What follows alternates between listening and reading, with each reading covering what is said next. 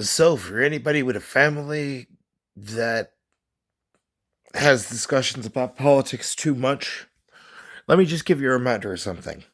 Just remember, especially because the superiority complex comes coupled with this, if you have a family member that tries saying, if you do not support the political affiliation that I am trying to force you to support, I am going to prevent you from, engaging in your civic duty.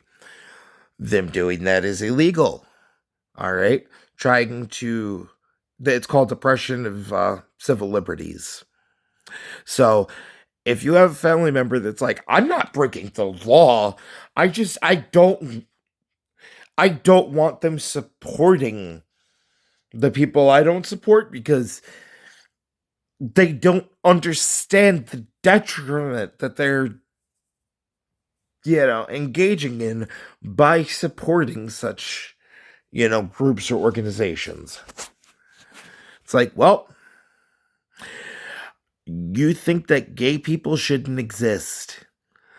I really don't think I'm going to be in agreement with, your personal perception. Why the fuck am I going to go ahead and support the political affiliation that you want to force me to support? Because apparently I'm clearly ill-informed. When you're trying to force me to vote for a party that stands for everything I'm against. So your way to get me in a gotcha moment is to break the law, leaving you vulnerable to me being able to submit your name to the tip line for election interference and suppression of civil liberties. Yeah, let me tell you, you really showed me. Because you put yourself in a position where you committed a crime, and I could openly turn you in for said crime, and you gave me every reason to turn you in for said crime by trying to oppress my civil liberties. Which, by the way, oppression of civil liberties, that's the nice, proper, legalese way of saying hate crime. Hate crime. So, don't let your family members get away with that. Understand them trying to do that, which, by the way, the tactics that'll be used, trying to convince you that election day is on a different date than what election day actually is. Trying to be like, oh, we need to change the date, or the date got changed. Like literally trying to orchestrate to a fake voting center, by the way, in an attempt to oppress somebody's civil liberties, like saying that somewhere is a sanctioned voting center, but that sanctioned voting center is actually literally just an act. It's like, oh, we're putting on a performance here. We're not interfering in any elections because you know we're not breaking any laws by doing this. Yeah, you are. Your intentional misdirection is interfering in the democratic process. You have actively committed a crime at that point. And no matter what terminology you want to use to go ahead and pretty it up, you know, not for me to say. But yes, you have committed a crime. And at that point, too, if your justification for committing a crime was because you were giving a demonstration or an example while trying to belittle somebody, being like, hey, you wouldn't have allowed me to be in this position if you didn't take the actions that you did, regardless of my role of coaxing you into it, you know, like, yeah. So what that's saying is that you are a criminal who's trying to get on your high horse. You are trying to give me a talk about morality, but you have broken the law in the process of trying to scold me and saying, I now believe that you are capable of nothing else other than breaking the law, because that law you broke in your example of trying to scold me for breaking the law, which, by the way, scolding somebody after they've already paid their debt to society, they've done their time. Yeah. Yeah, legally, you actually can't do that either. You know? So, like, for example, there was, in the process of getting racially profiled, there were some magic words that got said. All right? And let me tell you, people that aren't me are pissed off about those magic words getting said. The situation was analyzed. Ultimately, the lawyer that was presented to me was put in a no contest plea, on my behalf, despite the fact that,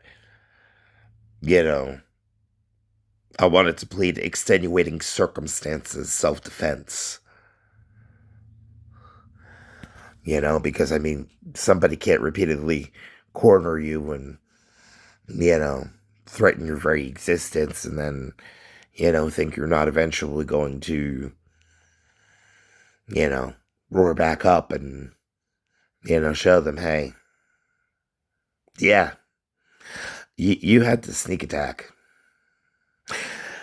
I mopped the fucking floor with you in every way, shape, and form, including, presenting to the legal system exactly what you're trying to pull off, trying to claim that you're more powerful than the person's that job is to judge, I mean, you understand my point.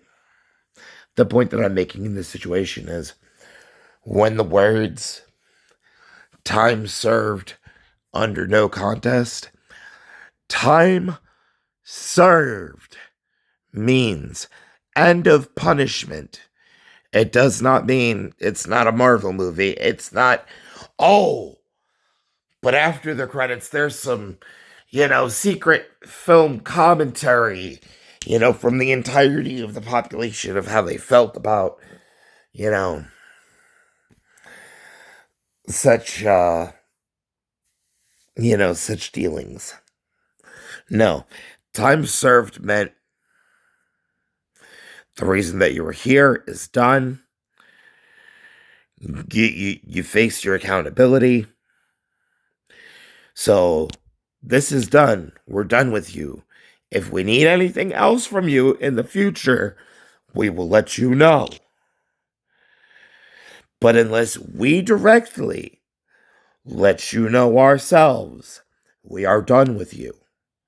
Well, there are other people that don't want to accept that when the court says conversation over, it means conversation over. But if we go ahead and re-entry into the circumstance, it's like, hey, so, the tampering of evidence, the attempt to try to, withhold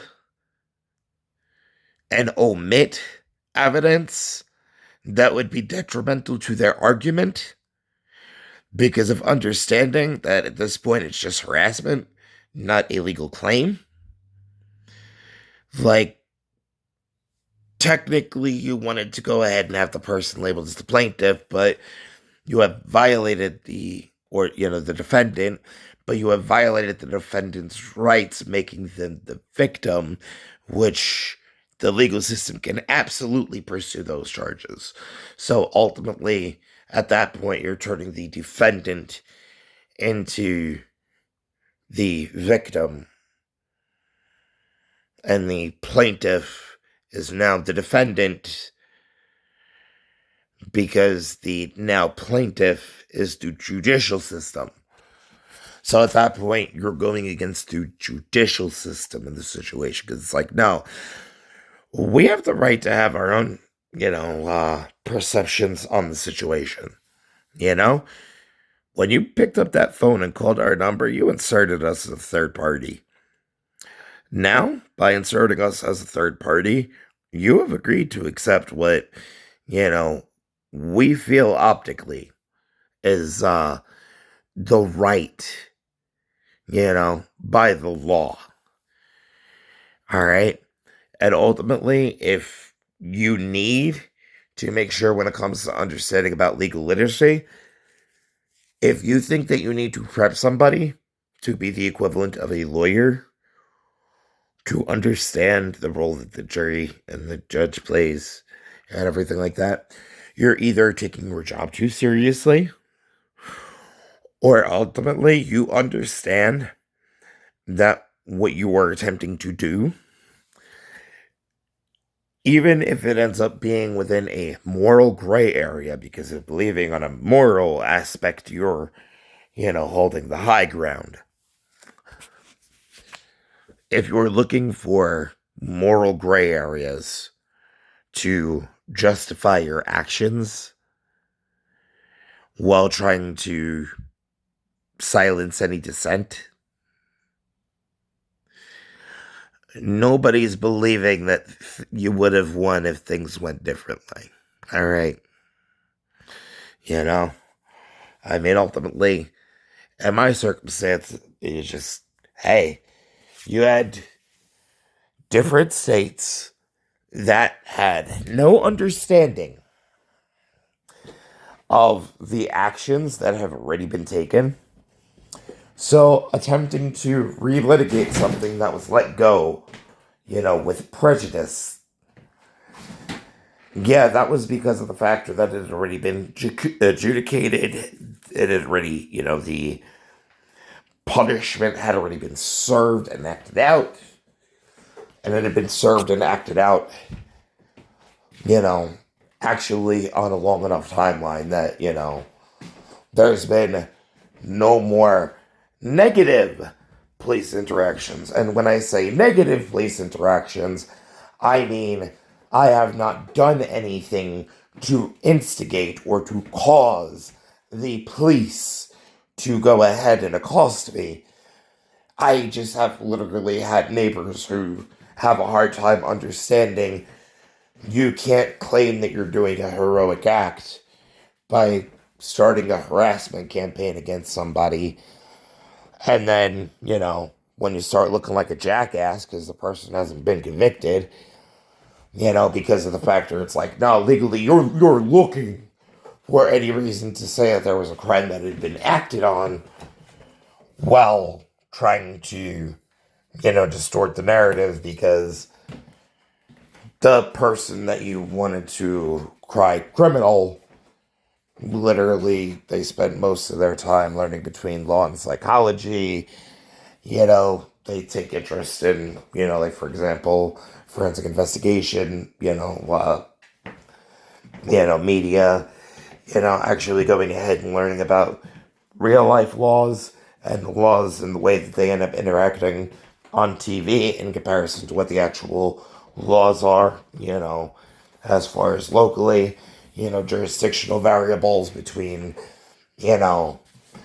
like state, municipal, what ends up going ahead and falling as a civil infraction in comparison to a crime, what ends up being the determining variable of the scale of what the financial implications on said, uh, civil infraction or fine wanting to be implemented. Does it end up going ahead and constitutionally meeting the muster as far as not violating the person's Eighth Amendment right of, unconstitutional excessive bail, over excessive bail, which means that the bail would, the bail amount would literally prevent the person that the civil infraction ends up being relied upon, that it would end up affecting their capability of existence, not quality of life, capability of existence. So, like, for example, I want to give a massive fine. Would it be conscionable? Would the courts deem it conscionable? Calling it HOA fees, stuff like that. It's like, you know, well, if your fines would end up going ahead and causing the person to not have a place to live, which chasing somebody out of their own dwelling actually is considered a hate crime if it's racially motivated, or if it's somebody that has been the victim of, a racially driven, crime. You seeing the point here? There is a lot of point to be made.